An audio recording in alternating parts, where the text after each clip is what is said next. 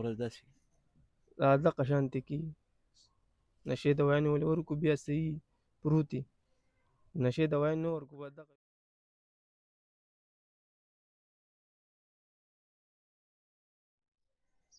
انتهایی د غربت زندگی تیری.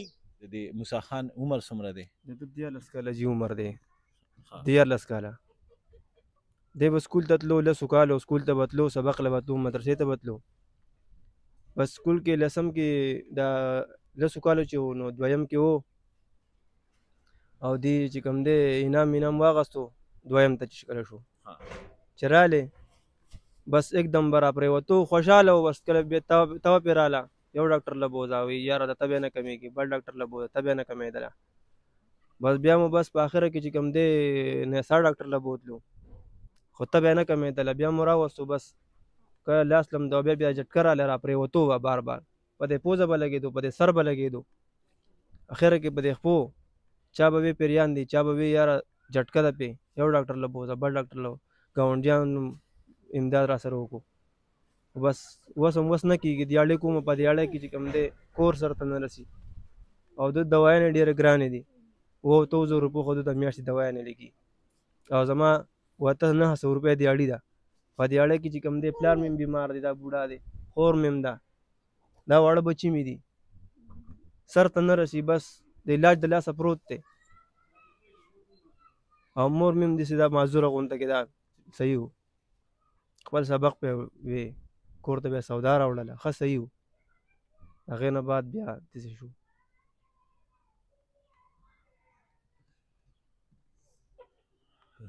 نورونه دې شته دي؟ نه نور نشته.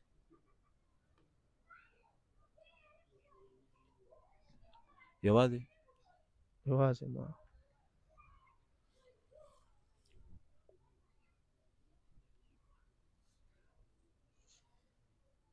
دا ماشوم ټوله شپه ورځ داسې دغه شانتې کېږي. نشې دوایانې ولې ورکو بیا صحیح پروت دي. نشې دوایانې نه ورکو بس دغه چلي پې کله خپې لاس کوي کله دغه جټکې وایي جړا شي پکې. او خپلو کتونکو ته خبره کوم چې لکه دې کې به زه څه پوښتنه وکړم. هغه هم په سترګو کې اوښکې رالې، پلار ته یې تاسو وګورئ، دا یې خور ده، هغه هم چې دی نو په داسې حالت کې ده، په داسې پوزیشن کې ده چې مذوبه ده، موږ ورته وایو لیونۍ ده او دماغي توازن یې داسې دي. دا روغ رمټ ماشوم چې د 2 کالو پورې په 2مه پورې سکول ویلی ښه روغ رمټ په دې سکرین باندې به تاسو را تصویران هم د دې ماشوم ښکاري او اچانک ته به راله او ته به دومره سیوا شوله چې هغه ماشوم یې دې حالت ته راوست چې د ده 24 ګنټې د دې ماشوم دغه حالت دي. دا کوم چې تاسو ته په دې سکرین باندې ښکاري زموږ د پروګرام مقصد دی چې څومره زموږ مسلمانان وروڼه دي په دې وخت کې په دوی ته انتهایی زیات غربت دی، تکلیف دی، دوی کچن هم تاسو ته ښکاري او دوی د کوټه هم تاسو ته ښکاري. هغه خلکو ته وایم چې کم په اخترو کې په سیل سپاټو باندې به ګرځي او یو ځای بل ځای به هسې هغه پیسه وړوئ، دغه پیسه که تاسو د الله د رضا دپاره دې اکرام له ورکړه. که څوک دلته راتل غواړي نو د پلی پاټک سره شوی کلی یا شوی محله دې ځای کې کور دی، ټلیفون نمبر به هغه به دی تاسو ته پخپله وایي، دغه د ټلیفون نمبر دی، دغه د ایزي پیسه نمبر دی، د ده سره تاسو نیغ په نیغه باندې رابطه کولی شئ. د دې نه علاوه که تاسو ته په پیج باندې د پیج نمبر وي نو د دغې سره هیڅ قسم ستاسو د رابطې ضرورت نشته، د ډایرکټ نیغ په نیغه به تاسو رابطه کوئ. کوم چې د اکرام نمبر دی هغه به تاسو ته اکرام ووایي. انتهایی د غربت زندگی تیری، مور هم ورته په ژړا، پلار هم ورته په ژړا، بابا هم ورته په ژړا، نیا هم ورته په ژړا، خویندې وروڼه هم ورته په ژړا.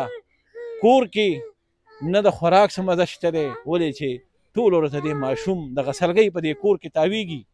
خو بیا دا خپل خواست کومه د دې پیسې دا نمبر به تاسو اکرام پخپله و. اکرام وروره غوښتنه زما ده د مسلمانانو خویندو وروڼو نه څه کې هغه اپیل څه کې د دې علاقې چې څومره سیاسي مشران دي، سماجي مشران دي، هغوی نه څه غوښتنه کې او خپل ایزي پیسه نمبر به هم راته ووایي. دا غوښتنه کومه جي چې یاره ما سره د امداد وکړی شي، د ماشوم علاج پې وکړمه، خپل وس مې نه کېږي چې علاج پې وکړمه او زما د ایزی پیسې نمبر 0343 41 89 227 دا زما د ایزی پیسې نمبر دی. بیا هم درته وایم 0343 41 89 227. دا وړوکی غونتی کلیپ د دې علاقې ایم این اے جنید اکبر خان ته کومه.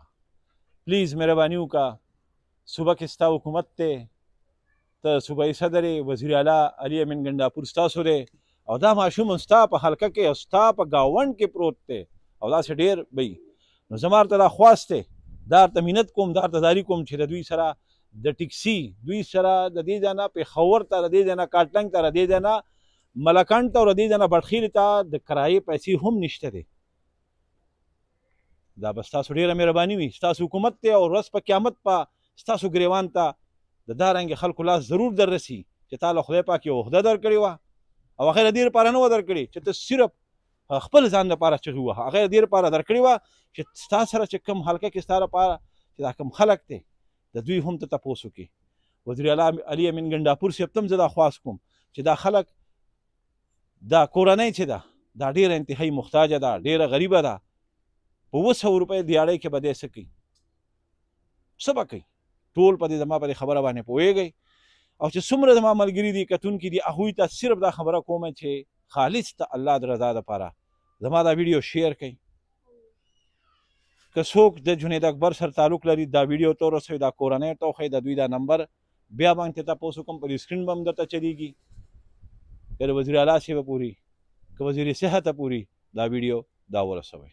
زه ظهور خان اجازت غواړم. د لوی الله په امان.